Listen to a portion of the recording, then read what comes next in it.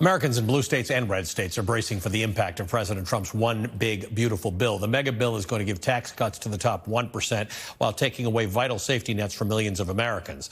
Not a single Democrat in the House or Senate voted for this bill, and they're making that known. Congresswoman Madeleine Dean of Pennsylvania released this statement saying in part, quote, "All week, constituents have asked me who would vote for such a thing. The answer is clear. Congressional Republicans would vote for such a thing, save for a few because they'd rather fight to be the president's new favorite than fight for their own constituents. Budgets are moral documents. This is an immoral bill." End quote. Democratic Congresswoman Madeleine Dean joins me now. She's a member of the House Appropriations and Foreign Affairs Committee. Congresswoman, welcome back to the show. Thank you for being with us. Good to see you, Ali. I don't know how to phrase this question. What's the part of the bill that bothers you the most? Because there's a lot in there to trouble you. What are you most worried about? I don't know. I did want to just say two quick things, if you don't mind. Sure. Texas losses are just soul-crushing. It's unbelievable. There, no words. And your last segment with Judge Ludig, he is a gift to this country. He is an absolute gift. I'll be reading that article. It's a long read, but it's a good read. I was thinking about those same 27 grievances, how they ring true today. That's right. But maybe we'll talk about that another time. There's so much in this bill that is devastating. So I think where I try to focus is what's going to matter to Pennsylvania, what's going to matter to my constituents in Montgomery and Berks counties. So I think three things are going to matter in a very big way. The removal of health care for tens of thousands. In Pennsylvania, it's going to be 480,000 people are going to lose health care, whether it's Medicaid, their ACA credits, CHIP, it's just Medicare. The impacts are devastating. 480,000 Pennsylvanians. I've talked with Josh Shapiro, our governor. Pennsylvania's budget can't make these things up. The second thing, nutritional benefits. In my district, which is considered a pretty, it's considered a pretty well-off district, about 10% of folks are hungry each day. That number is going to go up. We're going to go up from 75,000 to more than 100,000 hungry each day, taking nutritional benefits away from seniors, from children, from families. You're taking food off their plates. Unacceptable. And when I think about it, with the healthcare numbers, that just two Republicans voted alongside every one of us, all of the Democrats. Maybe they saw the immorality in it. But I called out reps in Pennsylvania. We needed just 4 votes. We could have gotten it. Mr. Fitzpatrick voted the right way. But Mr. Rep. Bresnahan, 24,000 of his constituents will lose health care as a result of his vote. Rep. Bresnahan, 28,000 of his constituents will lose health care because of his vote. Representative Perry, another 21,000 will lose health care.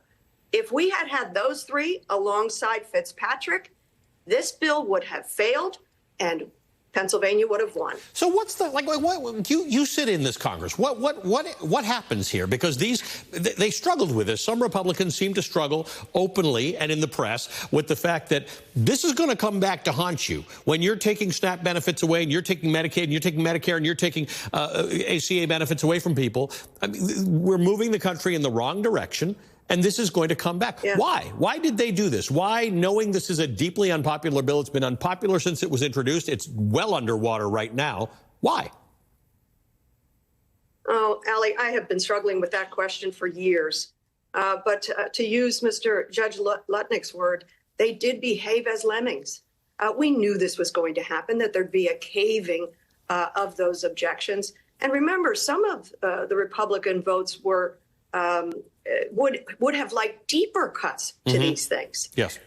So it's a lemming effect. It is also, I think, just a fear of Mr. Trump. You know that he is filled with revenge and retribution. That wasn't what's in this bill. What's in this bill, though, is directly against what I believe the Republican Party used to stand for. It used to stand for fiscal responsibility. Look at this thing. It blows up the deficit by $4 trillion over the next 10 years. Now, there's no masking that. Not if you talk to some of your colleagues. Because there's some interesting math on that, right? That it's just an extension of current policy. It's a prevention of tax increases, according to some Republicans. I don't know how well that's going to stick, that bumper sticker, but it's just not true. But they've used very creative math that either they're going to grow their way out of this because we're going to have this dynamic growth that nobody predicts from this bill, or it's not really a deficit increase. Well, that's nonsense. You pointed that out early in your show. You've done it over and over again. It is nonsense. And maybe that's the most troubling underlying problem here. The willingness to lie to their constituents, an absolute vivid willingness to lie. I was thinking about the work requirements that they keep talking about. Yep. You and I both know Kaiser Family Foundation and others have done the math. Talk about the math. 90% of those who are eligible to work, who are receiving Medicaid, are working. Yep. They're already working. This is paperwork requirements, and this is the cruel twist of it. It's paperwork requirements that is aimed at getting people to trip so that they get tossed off. And that's how they're trying to count the math. A qualified person who's already working, tossed off, so they maybe will save a little bit on Medicaid spending. How cynical.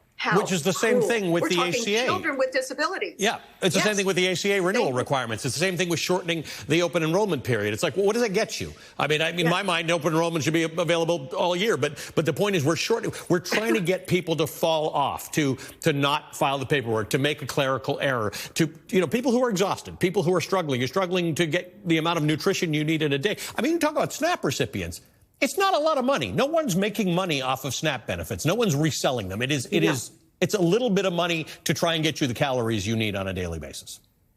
Yeah, $6 a day. Yeah, you're going to get rich on that. Yeah. But that's it. This administration, and they are followed by so many of these Republicans in an unquestioning way. Senate side, too. Let's not forget what they did, sending us this mess. Yeah. They should have done their job and fixed it, Senator Murkowski and others.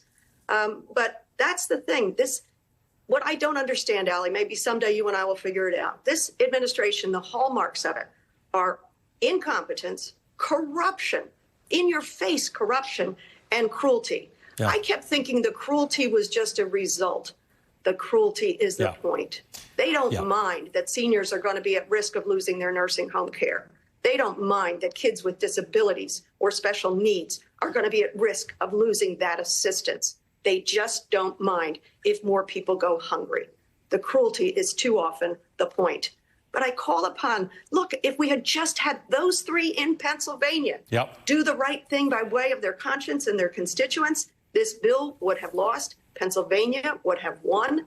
Why don't they do that? Yeah, you named three people in Pennsylvania. There are three Republicans in every state who could have looked at that same equation and said, let's just do the right thing. We'll find some other way to deal with the money that we need or don't need, or the deficits we need or don't need. This is not the place. These are not the people to target. I'm going to be talking about this more in the next hour, about the cruelty being the point and about the fact that we have responsibilities to each other and we need to take those seriously. So thank you for this, Congresswoman Madeleine Dean of Pennsylvania. Thank you.